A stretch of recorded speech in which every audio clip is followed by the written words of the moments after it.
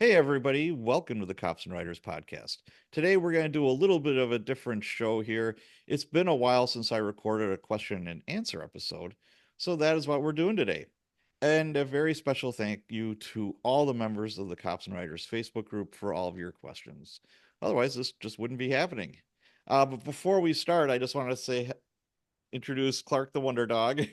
He's my recent rescue. We've had him for 4 weeks now, and he gets separation anxiety when I do either he sits at a chair next to me while I'm doing a podcast, which is optimum. But today he's a little extra clingy, so he's in my lap. So we'll see how this goes. Hopefully he'll behave. I think he will.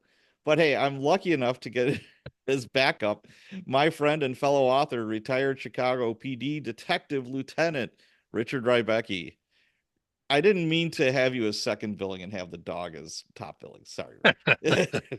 I'm good with that. I'm good with that. You You know, know, if the roles were reversed, I would be okay with that too. yeah. It's like in the movies where, you don't care who gets killed as long as they don't hurt the dog, Absolutely. you know? Yeah. So the dog is always more important. All right. Well, I could go into your background. You served for 29 years at Chicago PD. You worked in patrol. You were a tactical officer, gang crime specialist, detective, patrol sergeant, detective sergeant, patrol lieutenant, detective lieutenant. Your last assignment was lieutenant commander at the Area 3 Homicide Sex Gang Crime Unit. Wow, that's a mouthful. You did a lot. Yeah, but okay, let me make a clarification on the last one. Detective Lieutenant, Commanding Officer, small c, small o. Big C, Commander was my boss. Oh, okay. I was the small c. He was the big guy. Well, you did more than the average bear. Let's just the say that. the commanding officer for a homicide lieutenant is not a rank. It's just a tag on you. That you're Yeah. commanding this unit. Yeah, you get all the BS and you have to go to the meetings and all that stuff too, I'm Yeah. sure. Oh yeah. Yeah, Yeah. when something goes wrong, they have to yell at somebody. So guess what? Yeah. That's why the big C commander would always send the little C commanding officer. Oh, to the flogging. I love it. Yeah. All Yeah. right. Well, let's talk a little bit about books. You have a new book series that's in development. I'm really excited about it because I got a sneak peek. You know, Rick and I go back and forth with our book ideas and we'll send a chapter or two to each other and kind of bounce stuff off. So I'm lucky to have another author slash cop to do that with. So why don't you tell us a little bit about that? Well, I've got to credit with you for telling me to write this series because originally it started out as just a little short story on Vella, Kindle Vella, that I wrote, just having fun writing for practice. And you read it and said, "Oh my God, you got to finish this. You got to write a book about this." Absolutely. So I'm crediting you on that. And Well, I get it's half the it's royalties then, right? Or Clark gets them. There we go. well, you got to talk to Vinci because they're my publisher now. Well, I'll tell you what, if it goes to the big screen, myself and Clark are requesting a small little part in You in know, the show. actually, with my contract with Vinci, they talk about TV and movie rights. And I said, I'm cool with it. I get 50% of whatever they get, which is a really good percentage if it ever happened. Um, and I was joking with the guy and I said, okay, that's fine with me, but I've got one demand is I want to be able to pick the lead character, the actor who plays the lead character, and they're like, no way. He took what I was saying seriously. He's like, there's absolutely no way you're going to do that. Yeah. So, Who but would you anyway, have? You know what? Since we're on the topic, who would you have play your lead character? in the new series, Yes, Adam Driver, Adam Adam Driver. Driver. Yeah. Okay. For one, my wife loves him, just loves him, and I'm like, I don't get it. He's homely. He's kind of maybe handsome. I could see a little something there, but he's kind of basically homely. Yeah. So, you know, but Well, that's who I she envisioned actually married when I was you. writing I it. mean, come on now. Yeah, really. You got me there. You got me there. Uh, Pow. that was a good one. Okay, well, let me get into the series a little bit. Yeah. It's it's subtitled The Corpse Whisperer series, and the premise is I have a homicide detective who discovers he can talk to the dead, but That's not so just cool. any dead person, only homicide victims, which That's makes awesome. his yeah, it makes his job a bit easier because 80% of all murders, the victims know who killed them. They're familiar with them in one way or another, whether it's a family Absolutely. member or a friend Friend, yeah. or a rival Husband, or wife. whatever. Right, yeah, Yeah, they absolutely. know. So it makes his job easy. All he's got to do is he's got the name already. He's just got to work backwards and put the case together. His problem is, and again, I'm going to credit you with a character you recommended. His problem is he goes and becomes too familiar with these victims. I mean, as a homicide detective, you have to delve into the background of the victim. That's important, but but not to the extent that he is able to when he's talking to these people. He learns about them. Some of them ask him, "Hey, say goodbye to this person for me," um, or he learns how they're angry about being killed, or they're um, how painful it was or it wasn't.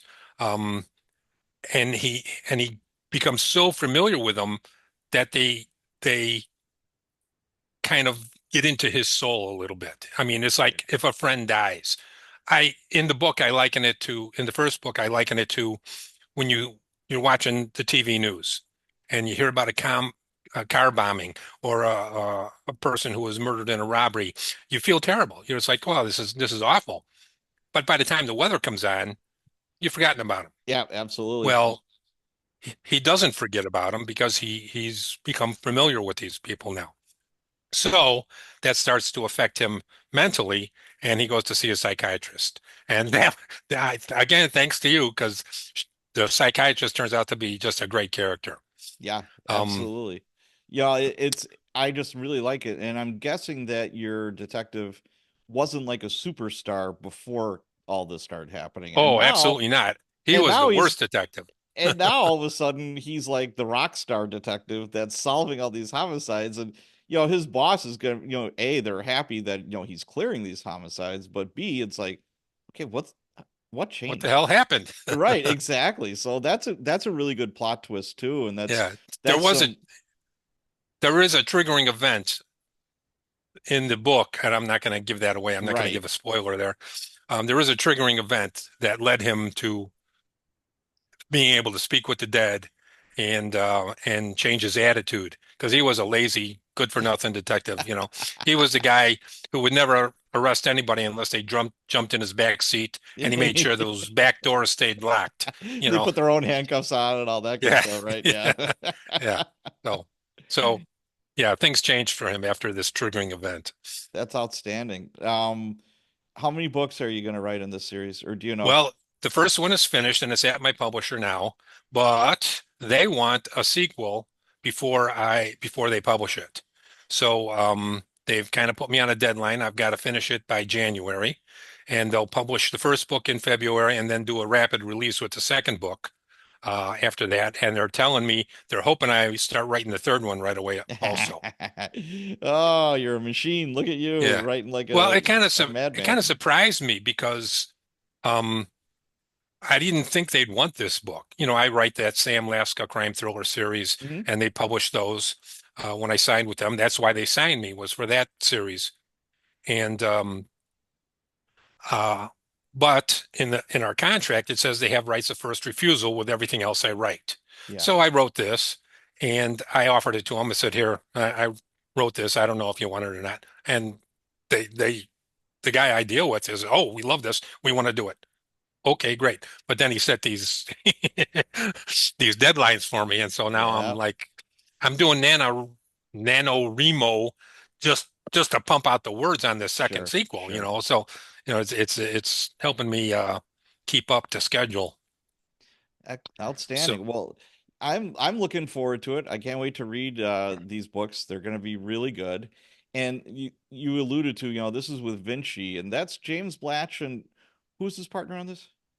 Mark Smith, Mark Smith. That's right. Yeah, yeah, yeah. So that's an up and which coming which publishing company. yeah, I don't know how they do it because Mark. is in Australia and James is in London. So, they're both flying back and forth all the Holy time time. And it's zones, like, Batman. Yeah, and oh you my and God, you're yeah. in Florida. Oh my Yeah, God. yeah. So there's like a 8 hour, 9 hour difference or more between here in Sarasota and Australia. So when I talk to him, it's like his morning and my night. It's Yeah, like, that's but crazy. they're a great company. I love them so far, and Good. I can't recommend them enough. And for your listeners, man, if you're out there and you got a series of books already, 2, 3 books, go to their website, vincibooks.com, and submit. They're open for submissions right now. Excellent. Very good. I don't know Mark, but I do know James, and he is a first class guy. Absolutely love him. Can't say enough good things about him. I've known him for years, and he's a straight shooter. So I would have no hesitation getting to business with him. So very Yeah, good. and James and Mark also know Chris and Jody Burnett. Yes. Um, in fact, Chris, last time we saw him in Nashville, he had me talk to Mark and bust on him a little bit about how Chris beat him at golf. That's awesome. I love it. And Chris, if you're listening, he didn't appreciate it. He can't wait for the rematch. Oh my. Yes, as for me, I am in editing hell right now. I've got my beta readers going over The Good Collar, my latest book that I thought would have been out by now, but of course, there's always flies in the ointment. There's always something that happens. And a lot of I times can't it's out wait of to your read that either. it's Who it's doesn't out love vigilante justice? exactly. It's funny. I was on a podcast. I was the guest, and it was my first Indian podcast from India. Yeah, so I was like, they were recording it at 10:30 at night, my time. I don't know what time it was in India, but I was telling him the premise and all that, and he asked me, he said, "Well, what do you think, makes this special or whatever?" I said, "I think there's a little bit of a vigilante in everybody's soul. Everybody, is like, you know what? That guy did not get what he deserved. He should get a whole lot more with interest." And Yeah, I kind of explored, that. And when you're a cop, you raise a right hand, you defend the Constitution, and it goes against your grain to be a vigilante. But every cop, I think, deep down, and like less than a half percent, probably even less than that, will act on it. But you're just like, I know what's going to happen to this piece of garbage. He just, yeah, raped and yeah. killed this teenage kid, blah blah blah. Yeah, he'll be out in, like less than 10 years. And I know coppers who had a kill list that they would say, if I ever get cancer. um cancer, Oh diagnosed with yeah, terminal yep. cancer, I got a month to live. Man, these people on this list, they better run and hide. Yeah, I've known more than one that, yes, nobody has acted on that, just so you know, nobody's Yes, acted nobody on that. has. Yes, It's just a but fantasy. right. And I was on a hit list from a detective that we had. Really? Yeah, that's another story for another day, but yeah, I was pretty high up on his hit list. So Wow. that was interesting. They Ye- under his girlfriend dimed him out and gave the list to internal affairs Wow. because she caught him cheating on her. And so, Oh, yeah. I mean, how are crimes solved, Rick? Well, I think we know how. It's like hell hath no fury. That's how. A lot of times you don't need Sherlock Holmes to figure any of this stuff out. No, Yeah, no, you it's don't. you get the phone call from the disgruntled wife, girlfriend, mom, whatever. It's like, okay, he did this, he did that. It's like, oh, okay. I I think I might have mentioned it on your podcast one of the other times I was on there that if you want to get away with murder, number one, don't talk to the police. Keep your mouth shut. Number two, never tell your significant other what you did. You Because got that sooner or right. later, they're going to get pissed off at you and they're dropping a dime. Absolutely every time. So Thanksgiving is coming up. So happy Thanksgiving to everybody. This episode is going to come out either this Sunday or next Sunday. I'm not sure which one yet, but it's going to be right around Thanksgiving. So happy Thanksgiving to everyone. And inevitably, if you're a cop on the street, especially in a busier part of town or city, you're going to have funny Thanksgiving stories. So I'll let you start first, Rick. Give me a good Thanksgiving story. Okay. I think every copper around the world, or at least in the United States, because we have Thanksgiving, Yes. has has a story like this, where we get a murder in a home assigned to us. We go out there, and what happened? One brother killed the other brother because he took the last turkey leg. I mean, Yes. legitimately, it was a fight Legitimately. over the Yes. last turkey leg. How how how sad, but you got to admit it's a little funny.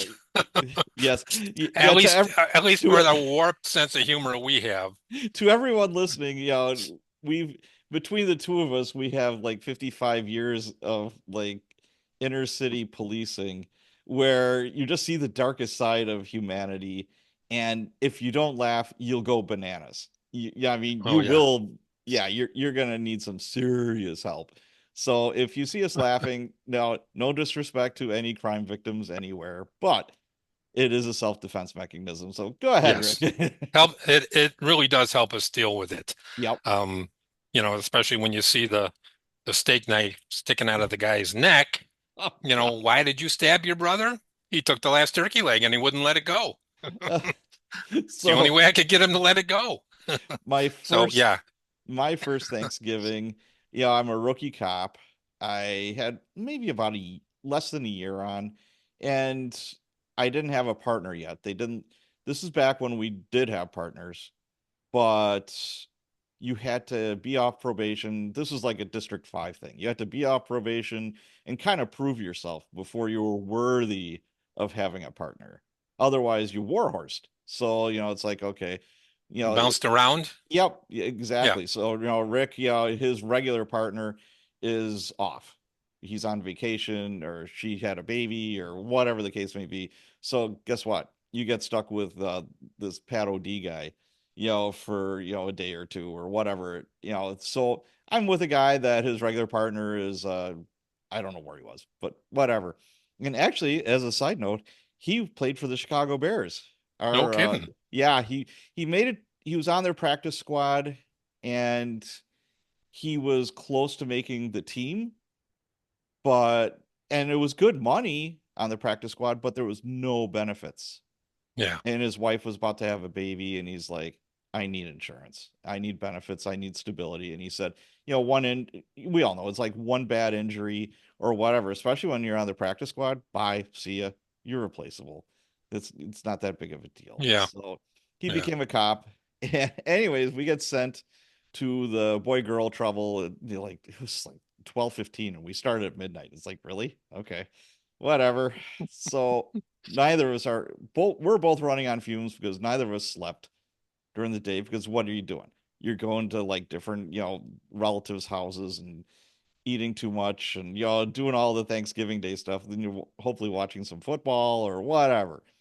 And if you're lucky, you grab a nap before you go into work. That's the life of, working graveyards as a cop. And Yeah. we're both tired, and it's like, dispatcher gives it to us. And we knew it wasn't going to be great when she apologized. It's like, yes, go squad 57, stand by. And we're like, yeah, squad 5, that, she's calling for a boss right away. So we knew it was bad. And it's like, yeah, 57 and 5, sorry to do this to you, but take the stabbing, boy girl trouble. And we're like, okay. So we knock on the door and we're like, well, we might have to kick the door down. Well, I had no qualms with that because again, this guy that I'm with is 6'4", 6'5", easily 300 pounds that could bench press small cars. I'm just like, this is. I saw him knock down a door once with just one swat of his hand, Wow. open hand, Wow. but his open hand is like twice the size of one of my hands. Yeah, it just the Yeah. amount of power that man had, it was just amazing. And he was just a sweetheart of a guy. Oh my God. He was the nicest. Oh, Don, if you're listening, loved working with you. But anyways, so we knock and it's like, okay, let's see what happens. This girl opens the door and she's probably in her 40s. And we look and right away we hear this just wailing I've never heard a wailing like this come from a person. We knew it was a person, and we're like, what the hell? And I just see feet like from where we were. And to the left, I'll never forget it, there was a full like table, a dining room table filled with dirty dishes and the carcass of the turkey. He was still on the table. And one thing was missing, it was the carving knife. Oh, So we go around the corner and she's like, "That's right, I did it. I did it." And she's just so proud of it. She's so mad at him, like what we were talking about. I'm guessing he did something to really make her mad. So we look and we both cringed at the same time. She stabbed this guy in the eyeball. The carving knife oh, was sticking out of his tear duct and his eye. And I'm oh, just like, good God, that was a jaw drop moment. I was just like, holy shit, you just stabbed man. this guy. It didn't go into the brain or anything, huh? No, or it was like a non-essential part. I don't know, but Yeah. I it went A non-essential part of the brain. Well, a yes. lot of people have that. Well, yes, they do. We dealt with a lot of those. I think it was like it kind of went more towards the nasal cavity than like Oh, straight yeah. back. It was at an angle. So that's what saved his life, Yeah. and thank God we had paramedics coming and the luxury Ooh, of working in a big city was that the fire department was there usually lickety split. They were pretty fast. You talk to cops that work in these like suburbs or like out in the country, it's like a half an hour before they see a yeah. firefighter or a paramedic. I'm like, yeah, no, thank you. That's not for me. But yeah, within minutes we had a med unit there, and they're all looking, and I'm looking, and she's still proud as punch that she stabbed this guy, man. And I'm just like, holy shit. And I rode in the ambulance with him, and I'm like, I'm guessing you don't take it out. And he's like, no, no, no, no, no, no. We don't take this out. Well, so they packed it. They bandaged the shit out of it. Probably gave him some pain meds, I'm guessing. Yeah. And then he went in like right away for surgery. So he lived, minus an Oh, eyeball. yeah. Yeah, but he did survive, which but yeah, that was my first Thanksgiving. It was like, oh, happy Thanksgiving. So there's our Thanksgiving stories. So I thought I'd pick some. Vengeful women too, huh? Yes, that's. Oh, Oh yeah, you don't want to mess with that. oh, Be oh. careful, I guys. we Be had careful. we had one case where guy came home late. His wife right away started giving him crap for coming home late. She knew he was probably with a girlfriend. So he had enough of her and he thumps her. He beats her pretty good. Yeah. Then he orders her into the kitchen to cook him dinner. He Oh, wants steak and French fries. oh Well, God. his first mistake was beating her. Well, no, let's say the first mistake was cheating on her. Second mistake was beating her. Third mistake was ordering French fries because she put the pot of Ooh, oil on to hot boil oil. while Ooh. he laid down on the sofa to take a nap until dinner was Oh, ready. oh, I can And see she where this is dumped it going. over his head. Once it was Oh, boiling, she dumped it over his head. Yeah, ah, didn't kill him. He was in the burn unit for a long, long time. wow. I could just, this just keeps, for a while you're like, yeah, I don't remember any of this stuff. Then you start talking, and you're like, oh shit. Now Yeah, all the memories it come all back. comes back. Oh my Yeah. God. Either Just, now or at midnight when you're sleeping, so yeah, better yeah, now. Get it out now. absolutely. Well, we had one, I'll just real fast, I was thinking about fire. Yeah, this older cat, he was probably 60s, 70s, somewhere in that ballpark, gets a prostitute, and there was some dispute about payment of said services at his house. Theft of So, services. and he wasn't very lively, let's just say that. He was pretty feeble, and she was able to overpower him. She was like maybe 20, 21 years old, and she duct taped him to a chair. She beat him up a little Ooh. bit, duct taped him to a chair, doused him in lighter fluid, Oh my God. and torched him. But Oh. the kicker was she set herself on fire by accident. So the cops are Oh. just driving down the street. It was one of my buddies. He's like, "You'll never guess the shit that happened to me last night." I was off. And running down Keefe Avenue is this prostitute that looks like Michael Jackson with her hair on fire. like from that Pepsi commercial. So they're like, yeah, that's not something you see every That's a day. Richard Pryor moment, right? Yeah, That's a Richard Pryor moment, yes. smoking crack and setting himself on fire. Yes. So they're like, yeah, maybe we should help her. So they followed the trail of breadcrumbs, and unfortunately, you got this carcass on fire. He lived Oh, for like a day or two, and then he yeah, finally died. It's like, ugh. All right, that's more a cheery horrible way to stories die. from Rick and Pat here. Yeah, horrible way to die. Yeah, Oh, it is. that would be my number one. No, I don't want to die like that. Yeah. You hope that the smoke, if you're like in a house fire, hopefully you get smoke inhalation and you pass out from Yeah, that before you become a crispy critter. So, yeah, that's no yeah, doubt about that. yeah. Well, let's go to the questions here. Alex Wilson asks, my story is a fictional murder in the UK.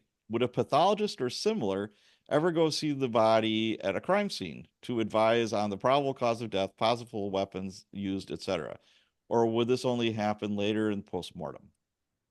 What's your answer? Well, cause and manner of death is always determined by the pathologist after the autopsy. Right. They're going to tell you what they think the weapon was if it's not obvious. Um, Going to the scene in Chicago. Now she's talking about UK, so I'm Right. not familiar. But in Chicago, we never had a pathologist come out to the scene unless it was a fatal police shooting. Oh, right. They Yep. would come out for that. Yep. But for just your average everyday mope, they sent out what they called medical examiner investigators. Yep. And in Chicago, the medical examiner investigators were political appointees who got the job through some alderman's nephew's uncle's brother. And they didn't know crap, but what they could pronounce the person dead Yep. and release the body to the police for further investigation. Our problem was so many of them thought they were homicide detectives and tried to tell us how to do our job. And so there were quite a few arguments with that. Um, so I don't know about England if they would send a pathologist out to the scene. I rather doubt it. And, unless it's a very small uh, town um, in the country or something where the local doctor is the local ME, the local pathologist, then I could see him coming out. But I think in a big city, more often than not, they're so busy, they have investigators that would go out to the scene. Yeah. I'm with you What on about that one. Milwaukee? Yeah, Milwaukee, same thing. We have investigators from the ME's office. They're not political appointees. A lot of them were either nurses or kids that were like fresh out of college with like a biology degree, because most of Yeah, the learning is on the job training. They might send them to some yeah. like conferences or something like that, but a lot of it is on the job. And most of the people that were the investigators never stayed. They'd stick around for a year or two, and that'd be about it, because how many dead bodies can you look at? I mean, come on now. But we did have a couple that were on as long as I was. Yeah, there was one gal. Her name was Jenny Penn. I think she's retired. I'm not sure, but I absolutely loved her. She was the best investigator with the ME's office. She was very matter of fact. She did her job really well, and she was really good with the victims' families. She was about Hmm. as rough around the edges as they come talking to the cops. But when it came to talk, she could turn it on and off like a light switch. She was just really, really good. But what would happen is, as far as a pathologist or the ME for an officer involved shooting where, a cop was killed or something like that, yes, they will come out for that. But we had so many homicides, there's no physical way they could. And the pathologist was the one that did the cutting. They're the ones who did the autopsy. Autopsy, yeah, Yeah. So yeah, you yeah. wouldn't see them. So next question. Oh, I love Sharon. Sharon Rick asks, how did you keep from killing a supervisor with all the liberal bullshit they spew as directives? Not that I have an opinion or anything. I'll let you Well, go first, Rick. well, Pat and I were both supervisors, so please don't kill your supervisor. Yeah. Please. Um, Although I can understand that in some cases it might be a justifiable homicide, but yeah, I wouldn't recommend it.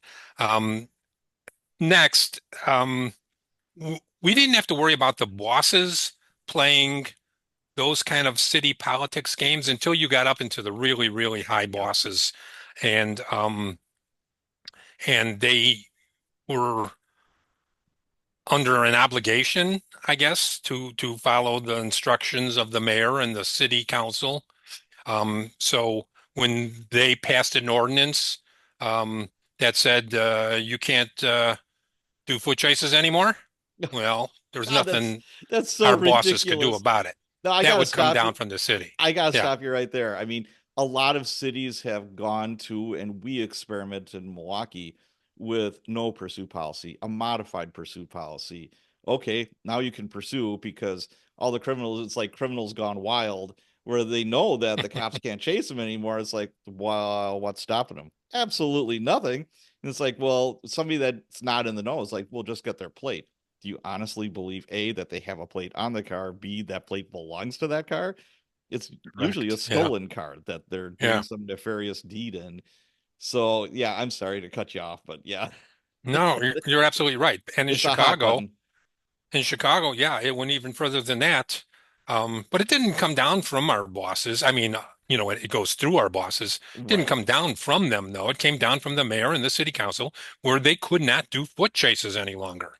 And I don't know if that policy is still in effect. It happened after I retired already, and I don't know how long it went on for, or even if it is still in effect, like I said. But yeah, that's ridiculous. No foot chase, that's ridiculous. But Yes. it didn't come down from the bosses, and I can't say that our bosses got involved at least at my level and the couple of levels before me. Yeah, at the superintendent, the number one police and his staff, maybe city politics, Republican, Democrat kind of politics played a role. They had to play that game. But when you got down to us, no, we didn't have to play that game very often. Um, there were there was department politics where you had to be careful of what clique you were in, when Right. you start following a boss around because he likes the way you work. Um, well, he may have a rival boss who who you are tagged with now forever being Yeah. on that other boss's side. You're on his side, that kind of goofy politics. Um, but Well, yeah, that really, that reminds me of, whenever a new chief comes in, you have all these bootlickers that'll just come running. Oh, look at me, look at me. Oh, he's the best thing ever. She's the best thing ever. And what they tend to forget is that chief is not going to be there forever. You're probably going to be there longer. So now you're going to be known as that person who was complaining about, X, Y, and Z, or, what, that Lieutenant Rybicki, he sucked. Blah, the kind that have no problem stepping over people yeah, or trampling over people for their gain. And yeah, all of a sudden it's like, well, now, when their guy or gal is in charge, they're insulated. There's no problem there.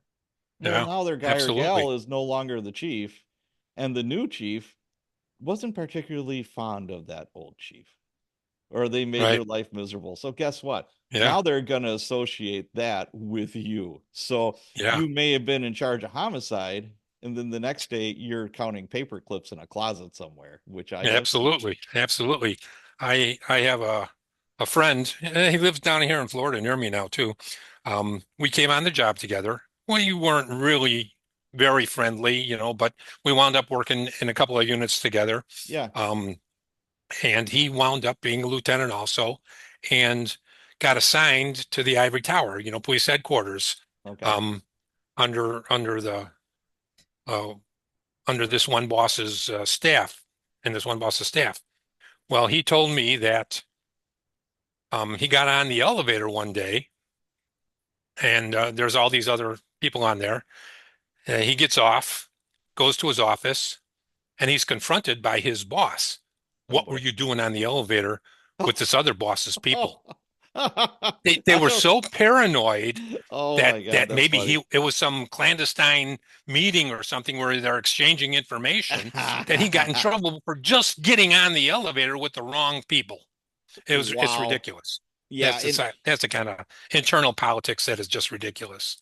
yeah, I will add to all that yes, what some people forget is, sheriffs are elected officials, uh, chief superintendents, whatever you want to call them, they're appointed, and the mayor is their boss. If they want to Yep. keep their job, they have to, whichever way the political winds are blowing, they have to adhere to that. And I mean, we had a couple of high profile arrests and incidents with, oh, let's just say some maybe basketball player who had a prostitute in his car at 2 o'clock in the morning, blah.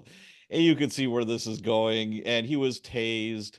And of course, the chief comes in and the chief is like, I'm getting a lot of heat, man. He even admitted, he said, and it's directly from the mayor.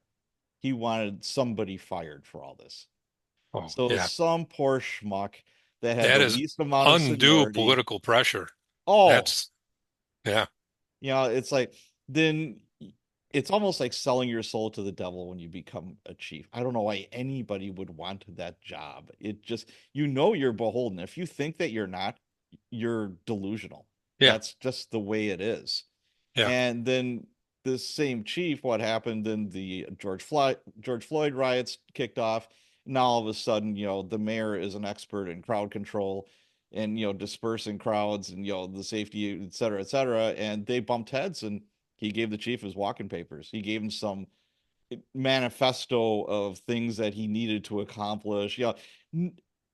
That had never happened in the Milwaukee Police Department's history. It was an obvious F you. I don't like the way this looked. And I told you not to use tear gas. I told you not to use rubber bullets. But there's literally an angry mob coming to a district station with Molotov cocktails. Right. There's So you want there, us to talk to them nicely and say, yeah, please don't do that? yeah. And it was the same night that a cop was shot. Yeah. One of our motorcycle guys is going from point A to point B. He gets shot.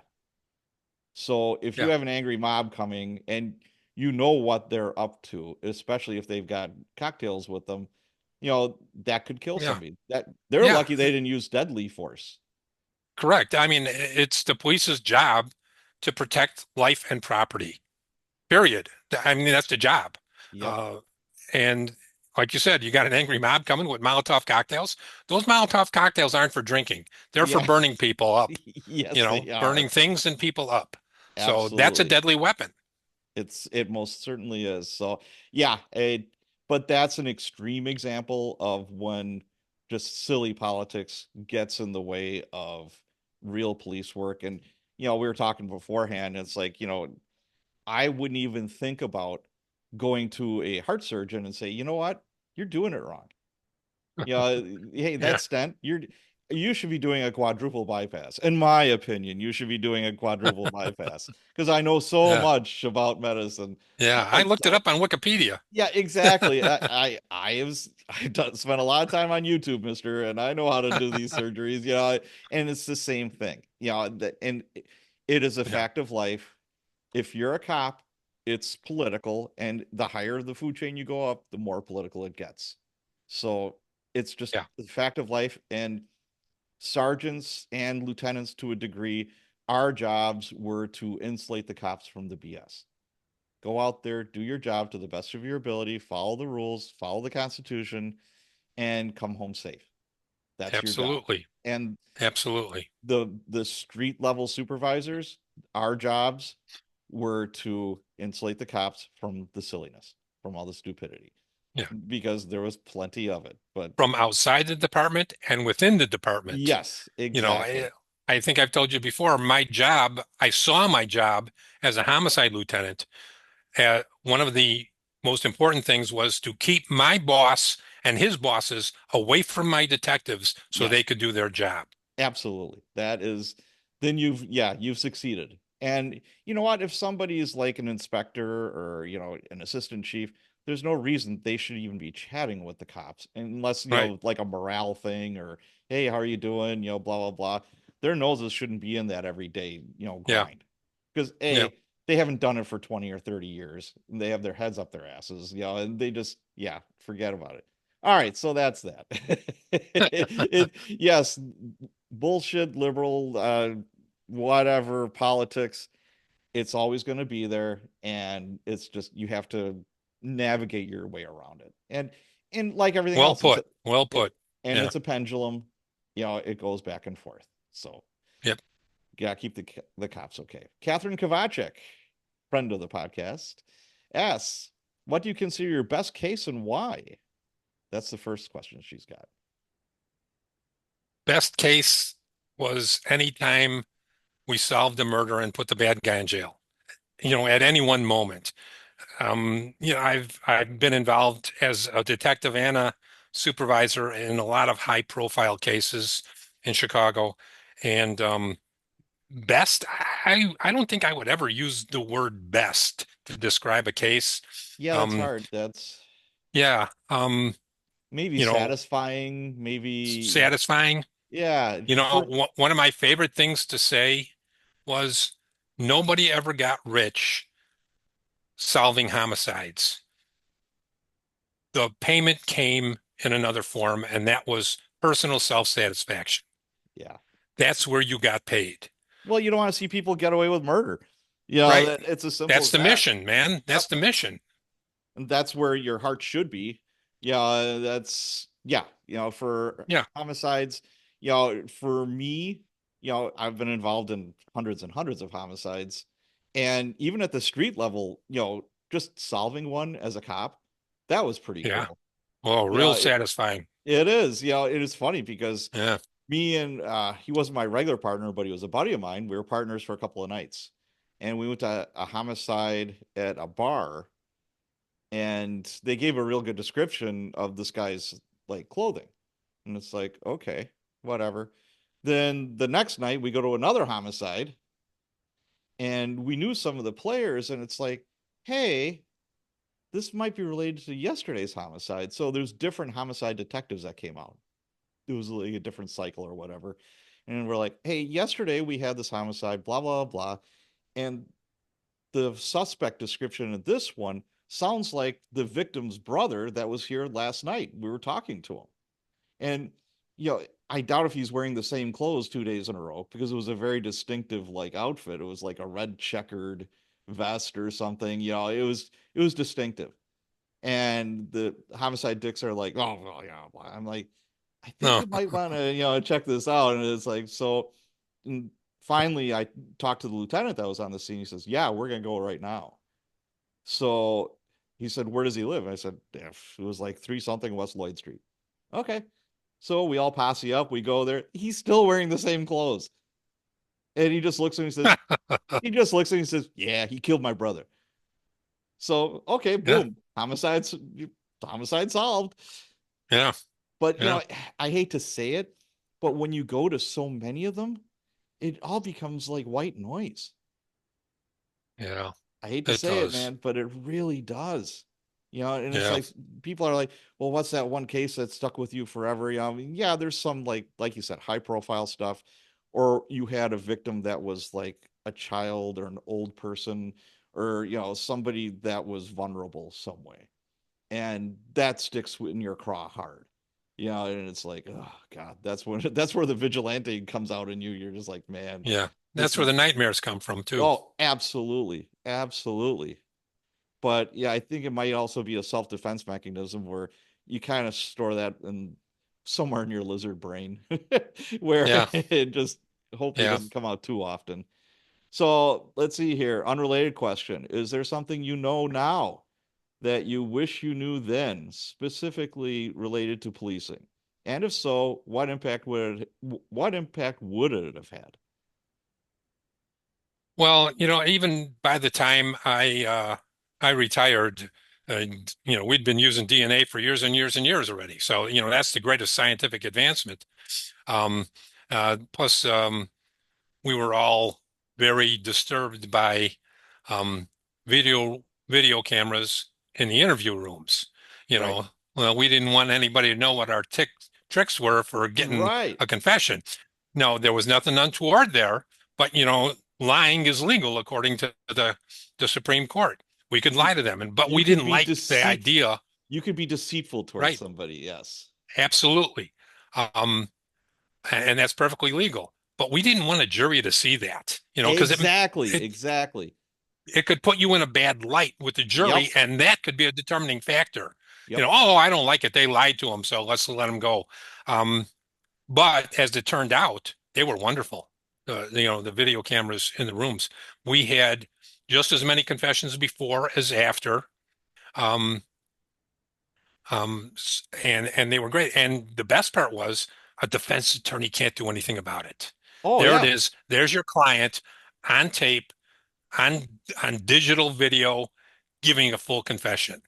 You know? Well, and the great part about that also is, a lot of times you don't have enough to arrest the person, but you can still interview them if they consent to it.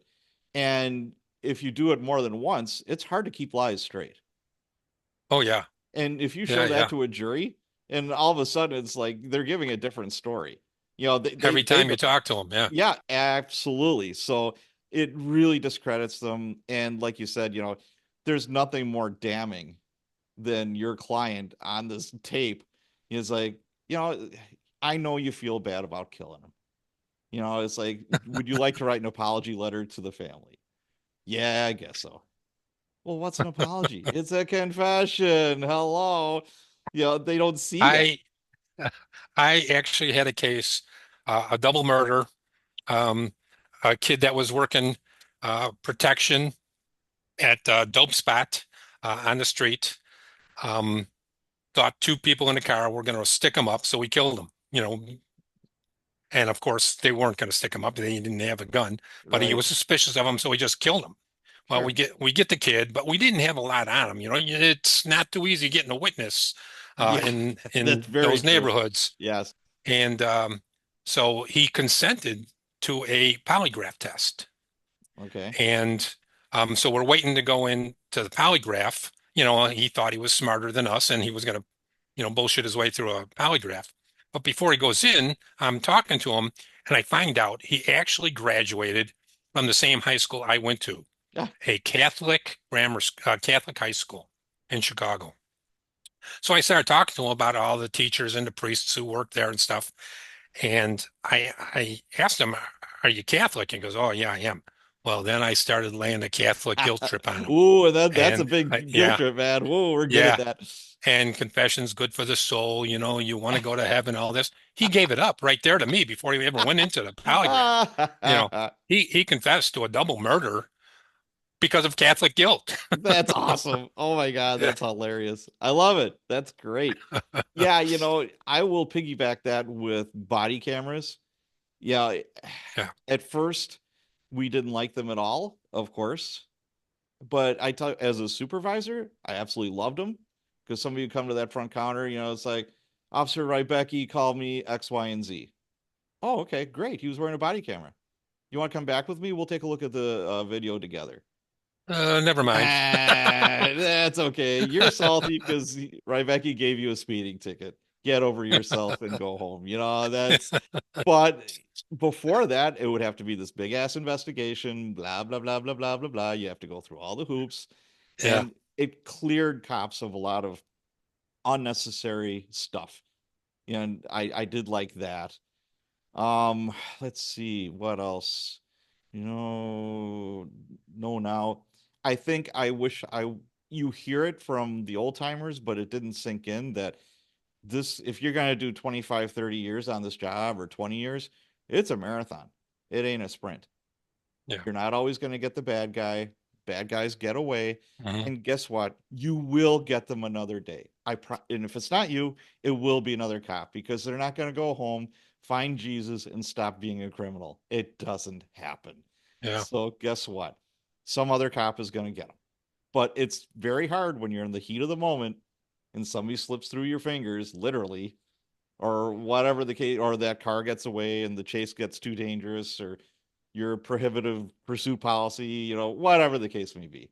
I think I remember reading about a study that the University of Chicago did in Chicago about crime, and they came up with a statistic that said they identified maybe 80 people, and I could be wrong with that figure, but it was something like that. Yeah. A small number, 80 people in the city who were responsible for 75% of the crime. I don't doubt that in the Just least. that's an astounding statistic. 80 people responsible in one way or another for 75% of the crime in the city. That doesn't surprise me even a little bit. That Yeah, just, yeah, absolutely. So yeah, yeah, and if there are any coppers that are young that are listening to this, it is, I'll say it, man, it's a marathon. Don't beat yourself up. Go home, be as yeah, normal as you can. And yeah, that's what I wish I would have comprehended. I heard it, but I didn't want to hear it. So that's yeah. that. Rose Bingham Can I asks, say one more thing? sure, sure, absolutely. I wanted to talk about the scientific advances in crime detection. Yeah. Things like APHIS and NIBIS and DNA especially, um, that really are important tools in solving crimes, particularly homicides. But there's a problem with them.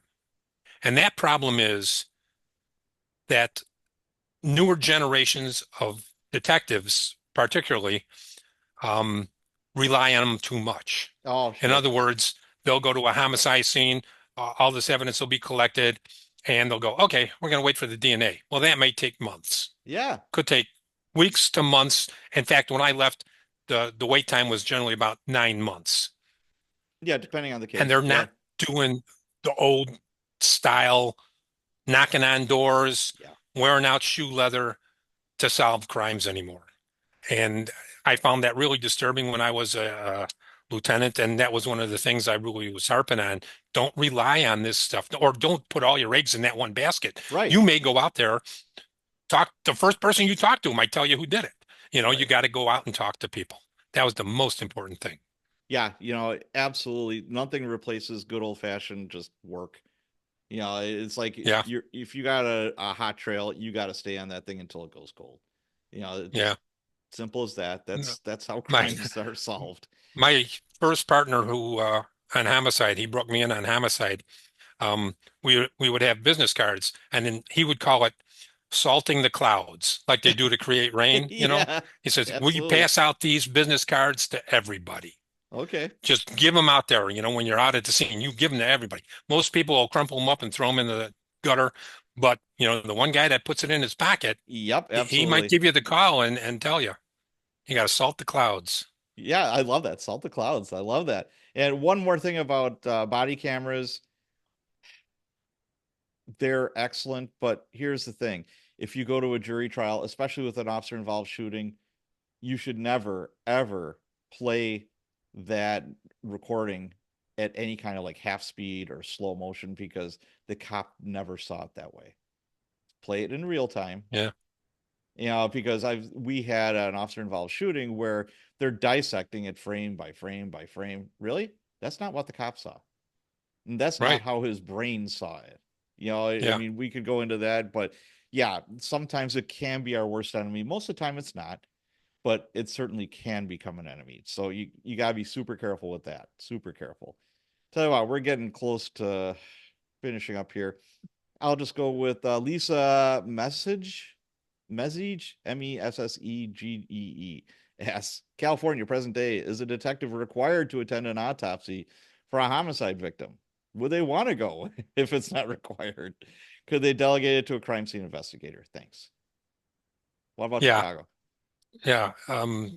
We had, as I said, we had a liaison there would step in. We didn't have to go. By the time I finished my stint as a detective on the street, we didn't have to go. A lot of us would go though, to talk to the ME. We wouldn't stay for the whole autopsy. I don't need to see him cutting the brain open. Right, and weighing the liver or whatever. Yeah. Well, but I did have some partners that loved watching that stuff. They just loved it, and I didn't get that. Says I'll be there for the important stuff. I do have one story. Now, of course, we also had evidence technicians at the ME's office because they would collect the evidence that the ME collected. A bullet or a rape kit from Yeah, or a scrapings on your victim. fingernail or Yeah, something like that. fingernail Yeah. scrapings, all of that. So we had evidence techs there. Well, an old story goes that at the old medical examiner's office, which was in the basement of the um, uh, Cook County Hospital, and we're talking porcelain pans that they did the autopsies on with big concrete cement drains and stuff. Ugh. It was horrible. It's like something you'd see out of a Frankenstein movie. But the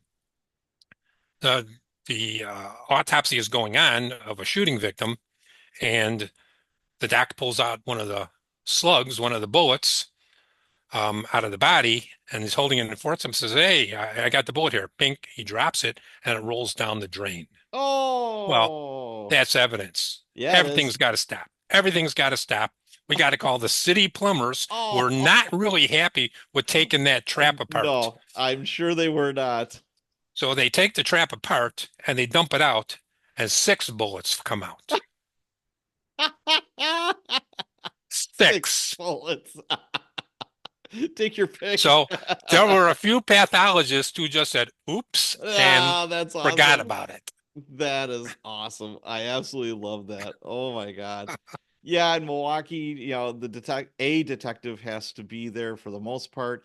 We're getting to the point where we're low on detectives and high on homicides. So what they did was they would just hire a couple of retired detectives that still lived in the area to be, the liaison between the department and the ME's office, where they would attend the autopsy, and they would write a short little report about it, and they would always be accompanied by a CSI person that's going to take a gazillion pictures, and sometimes they recover the evidence, sometimes the detective would, it all depended. So yeah, they're Yeah. gonna be there. You know, It's with the shortages in all the police departments, most police departments are doing something like that. Maybe not for the autopsy stuff, but in other units, like in LA, they're hiring retired coppers, or actually getting them to volunteer to work cold cases, in their open yeah, and unsolved unit, which is what they call their cold case unit. And I know here in Sarasota, they do the same thing with their cold cases. They get volunteers to go over the cases. that's You kind of know, cool. I think some of them are why just not? plain citizens and Yeah. not coppers, not Wow. retired coppers. Yeah. Interesting. Yeah. Interesting. Interesting. All right. Well, tell you what, we are at that time period now. Rick, where can people go find you to learn more about Um, your books, not to hunt you down or anything? Well, I do have a Facebook page, uh, Richard Rybicki, author, and also a website for my books. Again, Richard Rybicki, or I'm sorry, this is rrybickiauthor.com. They can Okay. find me there. And you can always contact Vinci Books. I'm going to be on their website soon. All right. So Outstanding. Looking forward to the new series. And thank everybody for being on the show today. Thank Clark for more or less thank being you, a good boy. Clark. Yeah, he's being a good boy. He's being a good boy. Yeah, All right. Well, thanks a lot for being on the show today, Rick. anytime. Be happy to be back again. All right.